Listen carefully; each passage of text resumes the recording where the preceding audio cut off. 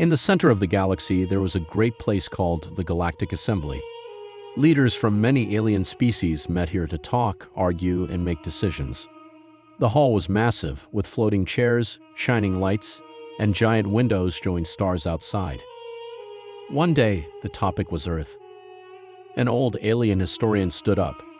His skin was blue and wrinkled like old paper. He smiled and said, "Let me tell you about a funny place, a planet called Earth." The crowd laughed. Some rolled their eyes. Earth? Again? He continued, "There are strange old stories. They say humans once ruled parts of the galaxy. They had great warriors, thinkers, and machines that could destroy moons. But now, Earth is quiet. No one has heard from humans in hundreds of years. Maybe they're gone. Maybe they were never real." The laughter grew louder. A tall, insect-like alien, General Karth, clicked his mandibles. Humans were weak. If they ever existed, they are dust now. Another alien, a four-eyed scholar, added, "Their legends are just stories, like monsters under the bed, good for children." They all agreed. They laughed at the tales of Earth Kings riding fire dragons, soldiers wearing iron skins, and ships faster than light. They called them fairy tales, ghost stories, lies. But deep in the shadows of space, something was moving. Far from the Galactic Assembly, in the cold outer rim, a small research station picked up something strange. A junior technician named Yoro saw it first. He rubbed his eyes, thinking it was a glitch. A massive fleet was entering the sector. Ships, hundreds of them. Big, dark, and fast. Yoro froze. He called his commander. The commander called higher command. Soon the whole research station was watching the screen. The ships moved with perfect formation, silent and cold. There were no markings, no colors, just one symbol on the lead ship. A simple blue planet. Earth. Panic started to grow. Back at the assembly, the leaders received the message. A fleet was coming. Unknown origin, but the symbol was clear. Silence filled the hall. Then someone whispered, "It's not possible." General Karth stood up. "It must be a trick. Pirates, maybe, or rebels using old Earth myths to scare us." But the oldest being in the room, a shadowy figure named Velner, spoke for the first time in years. "I have seen this before," he said. His voice was dry like wind over bones. "Long ago I saw them. When I was young. Their ships were like this. Silent, clean, deadly." The assembly turned to him. "You saw humans?" Velner nodded. "Yes, and they made us promise something. They said, 'We will leave, but one day we will return. If we are forgotten, we will remind you.'" No one laughed now. Meanwhile, across many planets, old stories began to rise again. In schools, children asked, "Who were the humans?" In temples, priests looked at ancient books and found pages about Earth that were once called lies. One story said, "They were many. They were broken, but they were strong. They had no claws, no wings, no fangs, but they learned. They built. And when they were hurt, they remembered." Another story said, "When humans leave quietly, be afraid, because they return with fire." As the fleet moved closer, the first official message came. It was short, just 2 words. "We remember." The message echoed in the assembly hall. Many stared at the screen, unsure what to feel. Were the legends real? Had Earth truly returned? And if yes, were they coming for peace or revenge? The leader of the Galactic Assembly, a tall, glowing being named Threxar, stood slowly. "We laughed at them," he said, "but maybe we were wrong." Far above, in the stars, the human fleet kept coming. Silent, strong, like a storm waiting to fall. The galaxy had forgotten Earth. But Earth had not forgotten the galaxy. The human fleet entered orbit above a planet called Elveris, a major member of the Galactic Assembly. It was a beautiful world, blue oceans, green lands, and tall silver towers. Millions of aliens lived there, but now no one felt safe.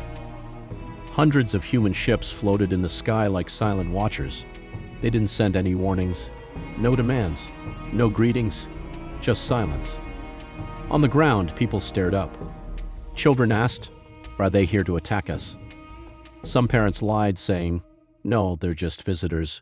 But the truth was clear. Everyone was afraid. Inside the Galactic Assembly, panic was growing. Emergency meetings were called. Leaders shouted. Some wanted to attack. Others wanted to talk. No one could agree. "They haven't fired a single shot," shouted the governor of Elvoris. "They don't need to," General Karth replied. "They are showing power without words. That's worse than war." Then came the second message from the human fleet. This time it was a video. A man appeared on the screen. His face was calm, but his eyes were cold like steel. He wore a black uniform with no name or symbol, only the small blue Earth emblem on his chest. He said 3 words, "We are watching." Then the screen turned black. That night, across the galaxy, old stories returned. People searched ancient archives for records about Earth. Many had been deleted or hidden, but now they started to reappear. Files marked legend or myth. They showed humans fighting off entire alien armies with small groups. Stories of human scientists building super weapons in secret labs. One tale said a single human ship once destroyed a moon-sized station using a weapon that bent time itself. Most had thought these were lies. Now, they weren't so sure. The Galactic Council held an emergency vote. They decided to send 3 elite warships to greet the human fleet and show strength. Not to attack, just to remind them who ruled the galaxy now. The ships launched from a military moon. Each one carried heavy weapons, energy shields, and top pilots. They disappeared within 5 minutes. No sounds, no explosions, just gone. When a scout ship went to check, all they found was a floating piece of metal. On it were 3 words burned in deep letters. "We warned you." The galaxy shook with fear. On a small planet far from the core, an old alien sat in a dark prison cell. His body was weak, and his hair white. His name was Sarn, and he had been forgotten by most. But Sarn had one secret. He had once worked with humans. A guard came to feed him and told him about the returning fleet. Sarn smiled, though his eyes were sad. "They said this day would come," he whispered. "They gave us peace. We gave them silence. Now they bring back the noise." "Do you know them?" the guard asked. "I knew one," Sarn replied. "She was kind, until they hurt her people." "What will they do now?" Sarn looked up slowly. "They will remind us why we feared them." On Elvaris, people began to evacuate cities. Ships flew out like birds in panic. Some planets started sending surrender messages, even though no shots had been fired. The galaxy had always believed strength came from numbers, claws, and ships. But humans had something different. Patience, memory, and silence that spoke louder than war. In one small corner of the assembly hall, an old book was found, dusty, forgotten. On the last page, someone had once written a warning. "Do not wake the sleeping giant, for it remembers every scar. And when it rises, it does not speak. It acts." The giant had woken, and the stars would never be the same again. Fear spread across the galaxy like fire. Planets went on alert. Fleets were called back home. Military leaders across different species held secret meetings. Still, the human fleet said nothing. No more messages, no signals, just quiet ships in orbit, like silent wolves watching a sleeping village. In the heart of the Galactic Assembly, the War Council gathered. 12 powerful leaders sat at a round table. They came from the strongest warrior races, giant lizards, steel-skinned giants, creatures with brains that could move objects. At the center was High Commander Drex, a proud warrior from the Vulcan species. He wore armor made of bones from his past enemies. His voice was deep and filled with anger. "These humans insult us," he growled. They come to our space, destroy our ships, and send no message of peace or war. Enough is enough. One general stood up. But, Commander, we sent 3 warships, and they vanished. What if these humans are stronger than we thought? Drex slammed his fist on the table. Then we show them who controls this galaxy. We are the War Council, not them. Others cheered. Pride filled the room. They had ruled the stars for hundreds of years. Who were humans to challenge them? The Council made a decision. They would attack. A secret battle fleet was prepared. 50 warships, armed with the best weapons, protected by energy shields, piloted by the most skilled warriors in the galaxy. The mission was simple: engage the human fleet, push them back, show power. The alien news networks called it the March of Victory. Millions across the stars watched as the warships flew toward the silent human fleet. But deep down, many felt something was wrong. As the alien fleet reached orbit, the commanders sent a final message to the humans: leave now, or be destroyed. No reply. Seconds passed. Then a single human ship moved forward. It was smaller than the alien battleships, old in design, black in color. Its lights were dim. The alien commanders laughed. This is what they send against us: one small ship. But the human ship opened a channel. A female voice spoke, calm, cold. You were warned. Suddenly, the human ship vanished. Not destroyed, invisible. Before the alien fleet could react, their systems went dark. Weapons offline, shields failing, communications jammed. Then the attacks began. Not from lasers or missiles, but from inside their systems. Human cyber weapons, stronger and faster than anything the aliens had ever seen, began tearing through firewalls, controlling engines, shutting down life support. Ships exploded from within. Some crashed into each other. Others simply vanished into black holes created by strange tech no one understood. Out of 50 warships, only one returned. The ship drifted back, half broken, covered in burns. Its crew was silent, eyes wide with terror. When asked what happened, the captain only said 4 words: they played with us. Back at the War Council, the news hit like a thunderstorm. High Commander Drex stood still, his mouth dry, his pride shattered. He had made a mistake. A big one. One council member whispered, "They didn't even try hard. This was just a warning." Another said, "We have made the humans angry." Now, no one laughed at Earth. No one called their legends myths. Because now, the galaxy saw the truth with their own eyes. On a distant moon, a group of children looked up at the sky. One child pointed at the bright lights of the human fleet and said, "Are they going to destroy us?" An old woman standing nearby shook her head. "No," she said softly. "They're reminding us." "Of what?" She looked up, her eyes full of old memories. "That we forgot who they are." The War Council's mistake was simple. They believed the old lies.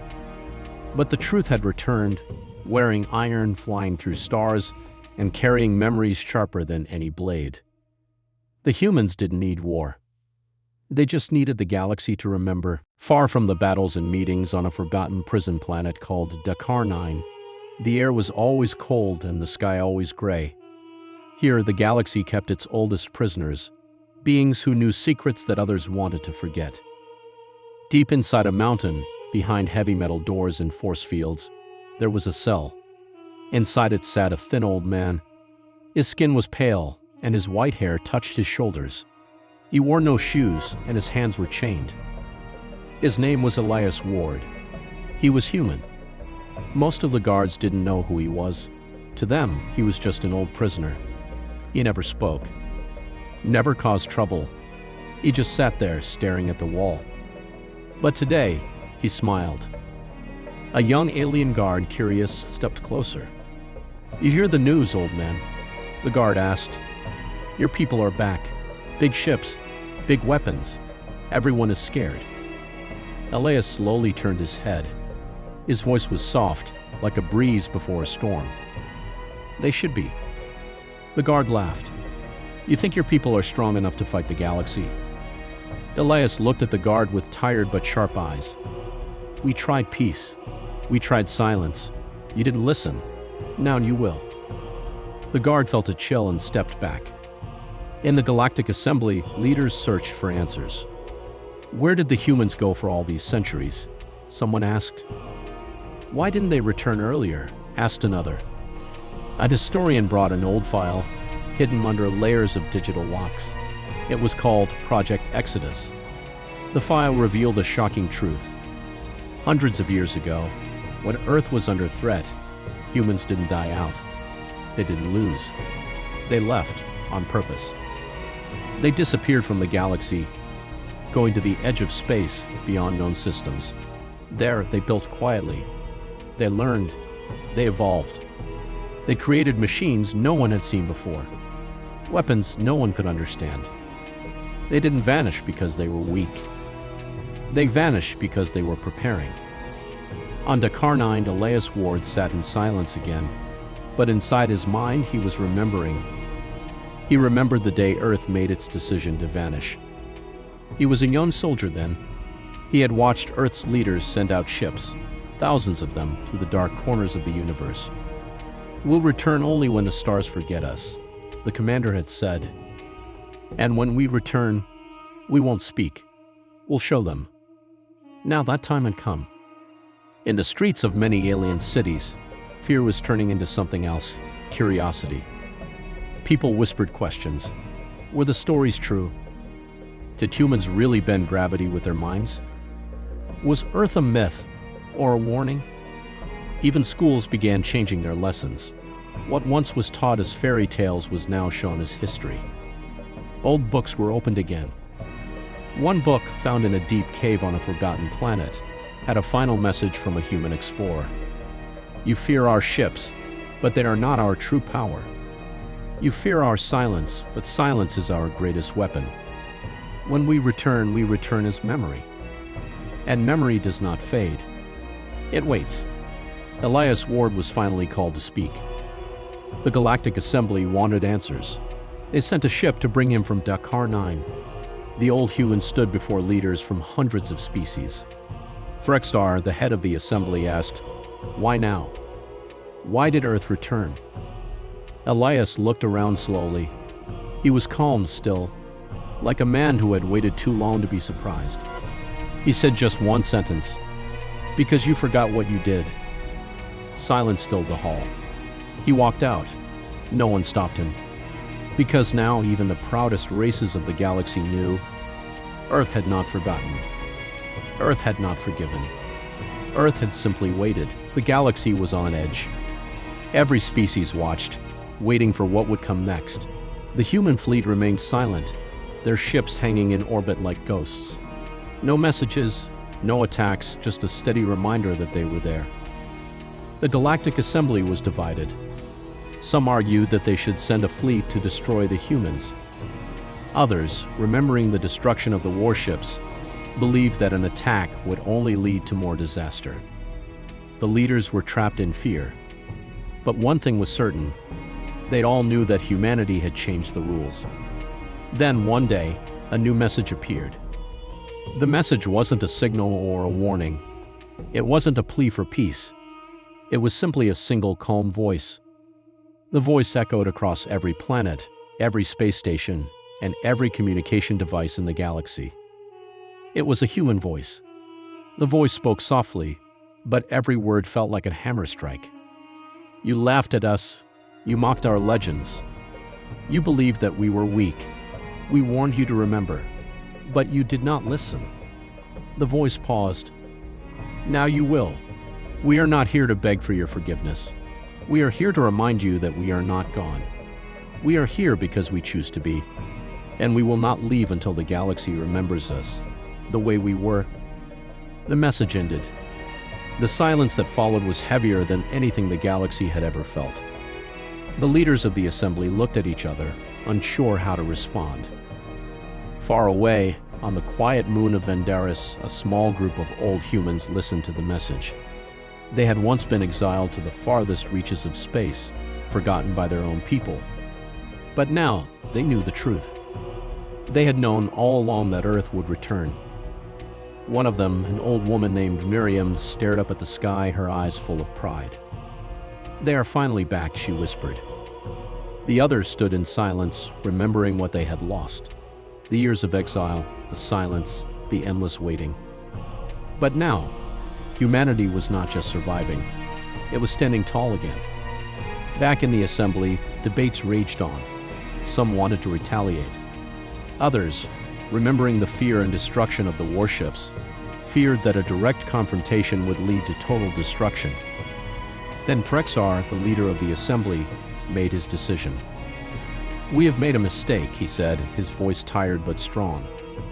"We have underestimated them. We laughed at them, and now they are showing us what true strength is." A quiet murmur spread through the hall. "We will send a delegation," Prexar continued.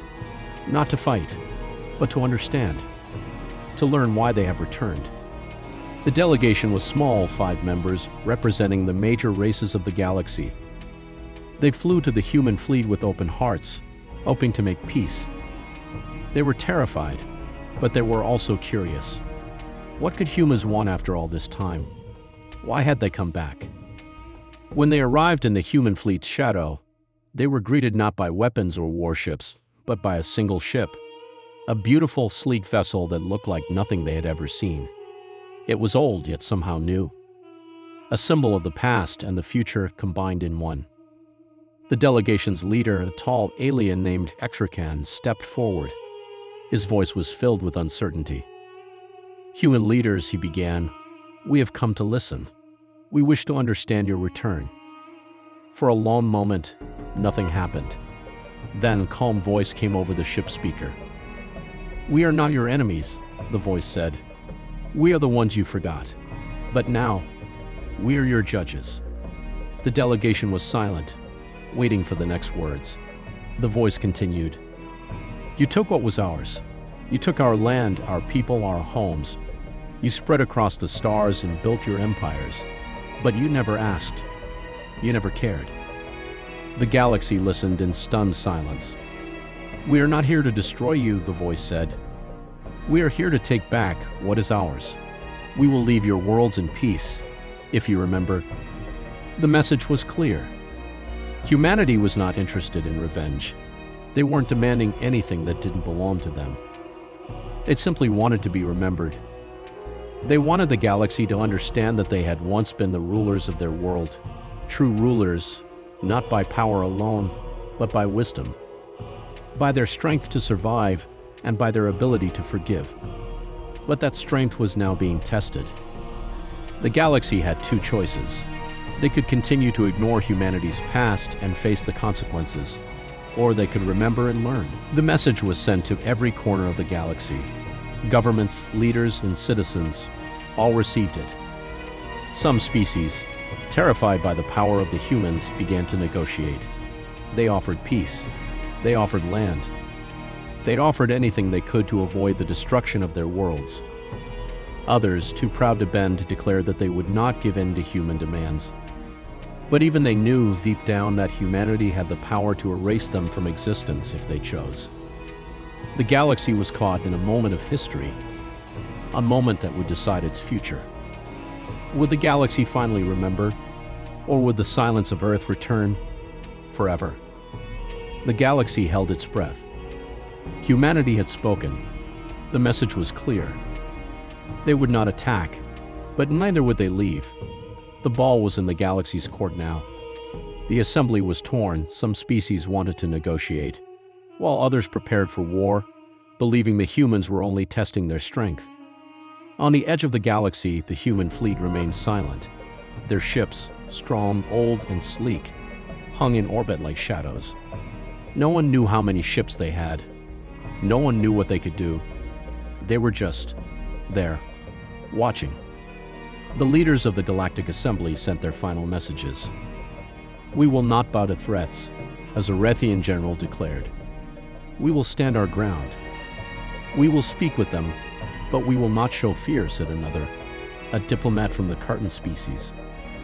But even as they spoke, deep down they all feared one thing. What if the humans were stronger than they could imagine? Back on the human flagship, the Relentless, the crew was calm. The ship's officers moved with quiet confidence. They didn't speak of victory or war. They spoke only of the mission. Captain Maya Ward stood at the front of the bridge, her eyes watching the stars. Her crew moved like a well-oiled machine, each member focused on their task. The fleet had been waiting, watching, learning. But now, the time had come. "Prepare the fleet," Captain Ward ordered, her voice low but filled with authority. "We'll show them what happens when the galaxy forgets." Her second-in-command, Commander Ryle, looked at her with steady eyes.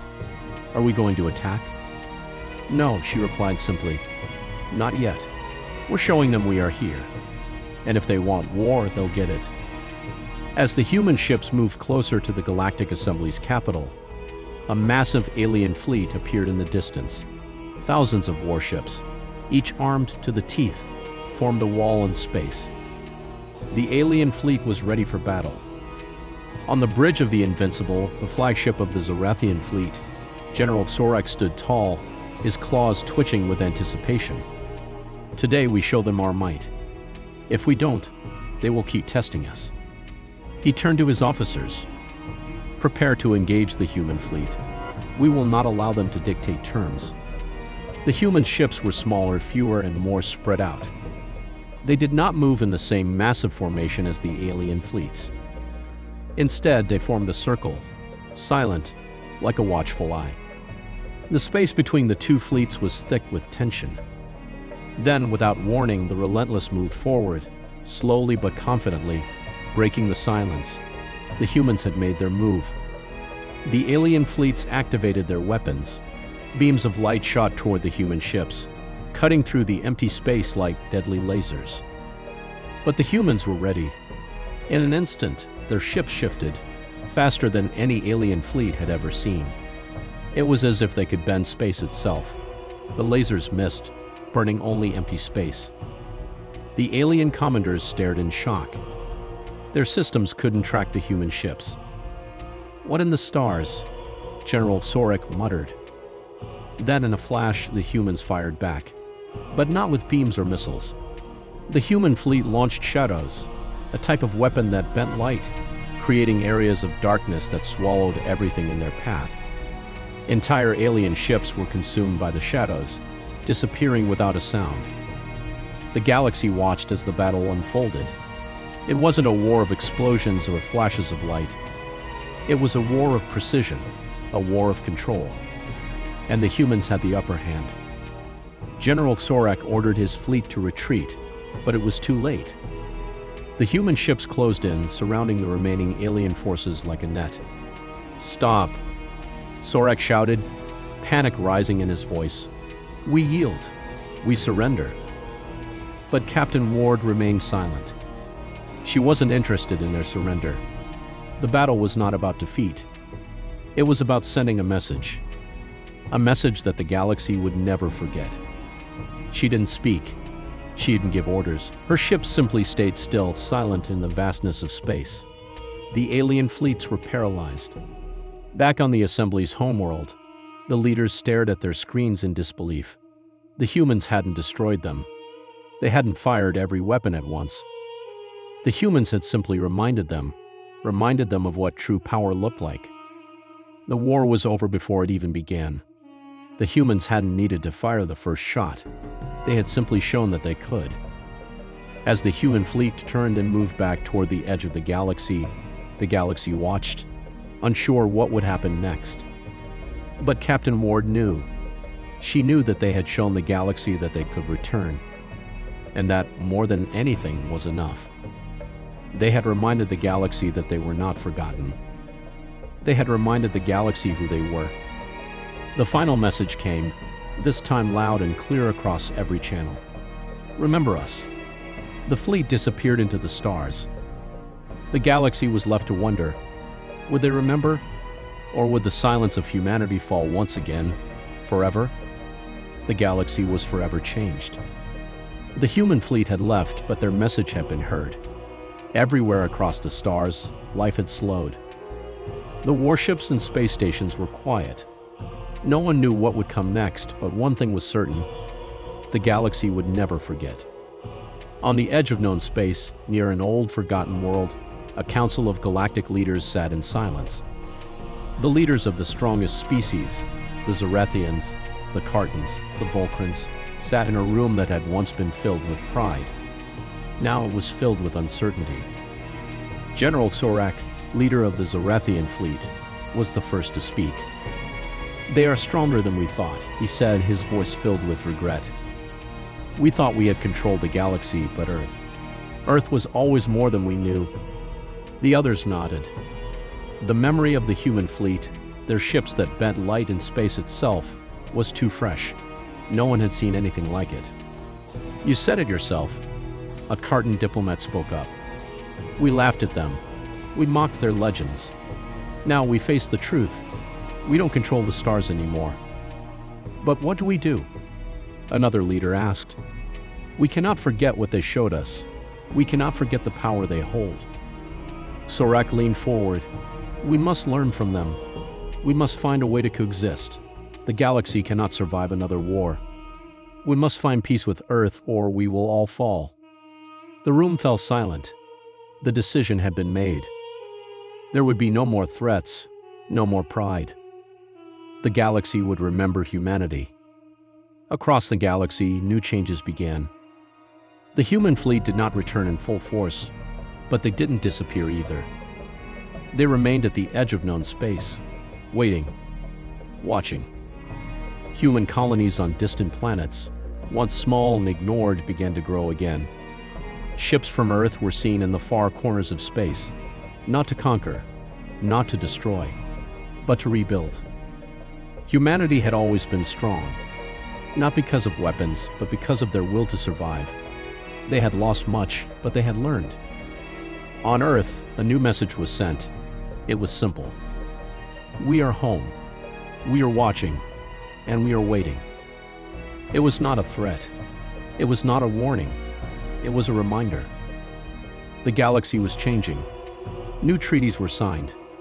Old rivalries were set aside.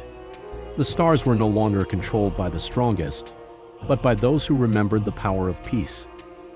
And in the quiet of space, the humans kept their watch. Captain Maya Ward stood on the bridge of the Relentless, looking out into the stars. She had led her people back. They had shown the galaxy their strength, and now they would show the galaxy their wisdom. Her voice was steady when she spoke. "We are not here to rule the stars. We are here to protect them." Commander Ryle nodded beside her. "We've waited for this moment for centuries. Now it's time to build a new future." The ship moved forward, not toward war, but toward hope. Across the galaxy, new alliances were formed. Old enemies became partners. Species that had never spoken before found common ground. The humans had shown them a different way, a way of unity. The galaxy was no longer divided by power alone. It was divided by memory. The memory of humanity's return, the memory of their strength, and the memory of what they had lost. And for the first time in a long time, the stars shined a little brighter. The future of the galaxy was uncertain, but it was no longer one of fear. It was a future of possibilities. Because now the galaxy knew one thing for sure. Humanity had returned, and they would never be forgotten.